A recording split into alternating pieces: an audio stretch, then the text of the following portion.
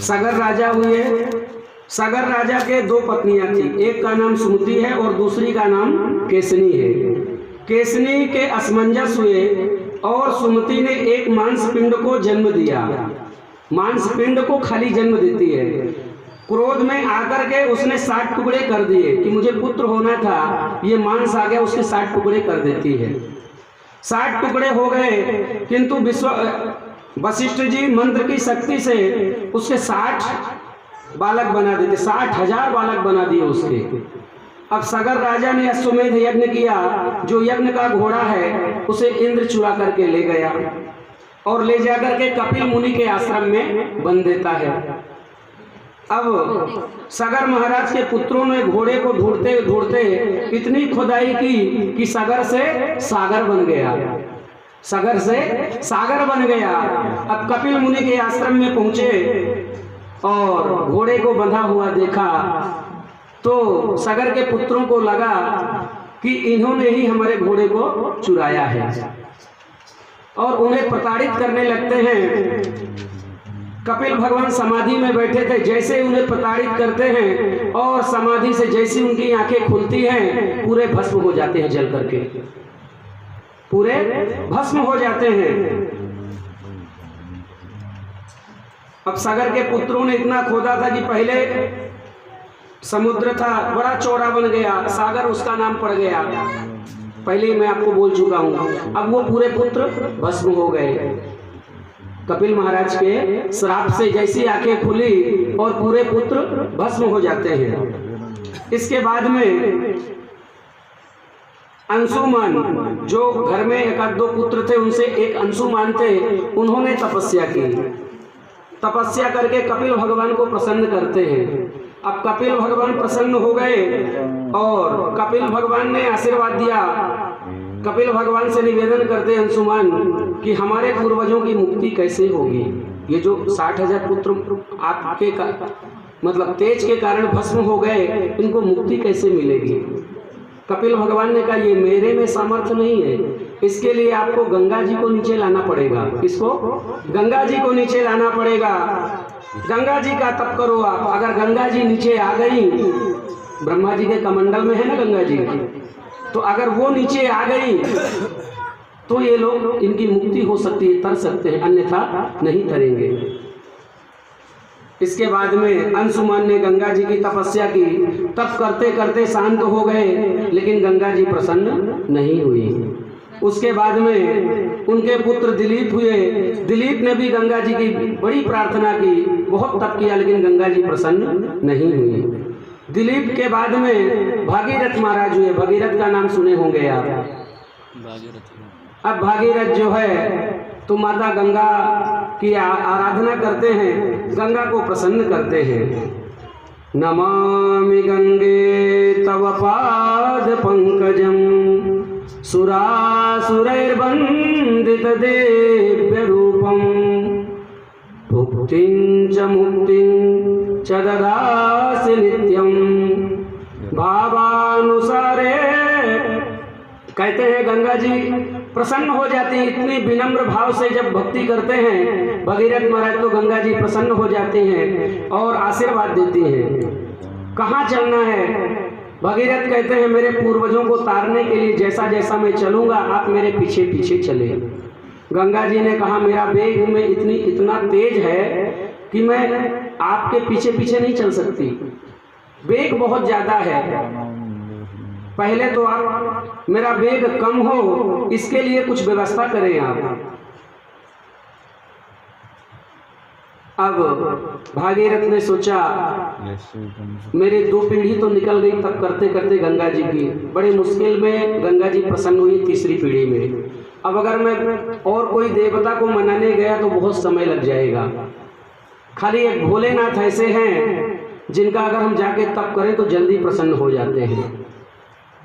जाते हैं भोलेनाथ भगवान की स्तुति करते हैं। नमामि समीशान न निर्वाण रूपम विभुं व्यापकं ब्रह्म वेद स्वरूपम निजं निर्गुणं निर्विकल्पं निरीहं चिदाकाशमाकाश वासम भजे हम। बड़ी सुंदर स्तुति करते हैं। इसके बाद में भगवान भोलेनाथ प्रसन्न हो जाते हैं। भोलेनाथ से निवेदन करते हैं भागीरथ जी। भगवान भोलेनाथ जटाओं को फैला के बैठ जाते हैं, कहते हैं आने दो गंगा को। अब गंगा जी बड़ी जोर वेग से आती हैं। भगवान भोलेनाथ ने पूरी जटाओं को फैलाया है और गंगा जी आकर के उसमें समाहित हो जाती है। निकलने के लिए जगह नहीं गंगा जी को। भगवान भोलेनाथ जटाओं को बंध लेते हैं। अब गंगा जी ऊपर बंधी हुई है। बोलिए गंगा महारानी की जय, गंगा मैया की जय।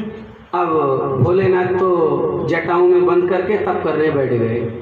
भागीरथी जी कहते हैं भोलेनाथ, मैंने आपके जटाओं में बंधने के लिए गंगा जी को नीचे नहीं लाया है। आप कृपा करके इनका वेग कम हो तो इनकी एक धारा छोड़े ताकि मेरे पूर्वजों को मुक्ति मिल सके। इसके बाद में भगवान भोलेनाथ एक सर से बाल निकालते हैं एक तिनका और उसी में से गंगा जी हिमालय में आती हैं और धीरे धीरे हिमालय से सप्तद्वीपों को होते हुए भागीरथ जी जैसे जैसे जाते हैं गंगा जी उनके पीछे पीछे चली जाती हैं। पूरे परिवार को भागीरथ महाराज तार देते हैं। गंगा जी के स्पर्श से पूरों की मुक्ति हो जाती है। बोले गंगा महारानी की जय। इसके बाद में भागीरथ का वंश आगे बढ़ा, खटवांग हुए, दीर्घ बाहु हुए, रघु की कीर्ति बहुत फैली, सूर्यवंश रघुवंश के नाम से प्रसिद्ध हो गया। उसी में महाराज दशरथ का जन्म हुआ।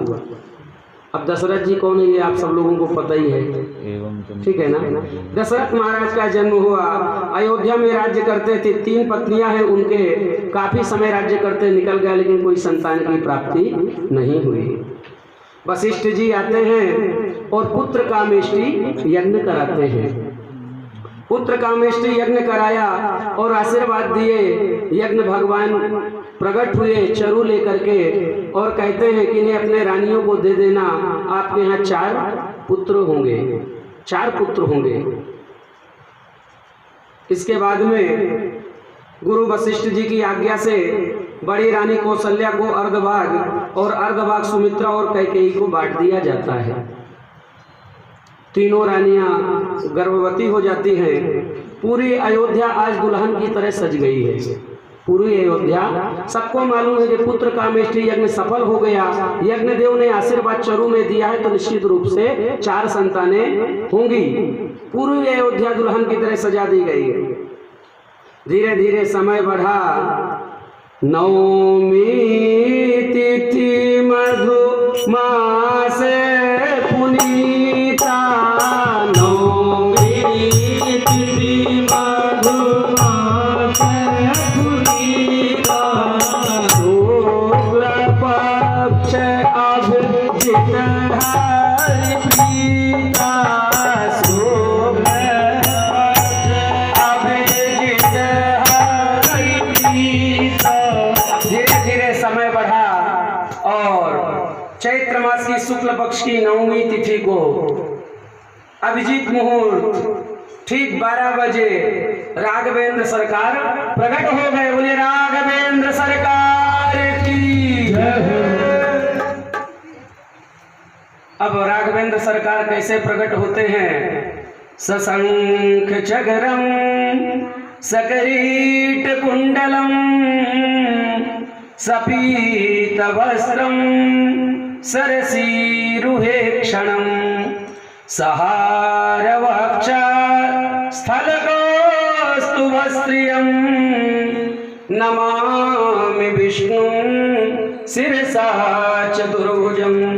ऐसी सुंदर झांकी, मंद मंद मुस्कान है, भगवान मंद मंद मुस्कुरा रहे हैं। आज कौशल्या गदगद हो गई, आज कौशल्या गदगद हो गई। आज मेरे प्रभु का प्रागट्य हो गया। केवल माता कौशल्या को ही पता है और किसी को पता नहीं है। इसीलिए कहते हैं कौशल्या हितकारी। माता ने दर्शन किया। भगवान ने कहा आपको याद है पूर्व जन्म में मैंने आपको आशीर्वाद दिया था कि मैं पुत्र के रूप में आपके यहाँ जन्म लेकर के आऊंगा, अवतार लूंगा, इसलिए मैं आ गया। माता कहती हैं और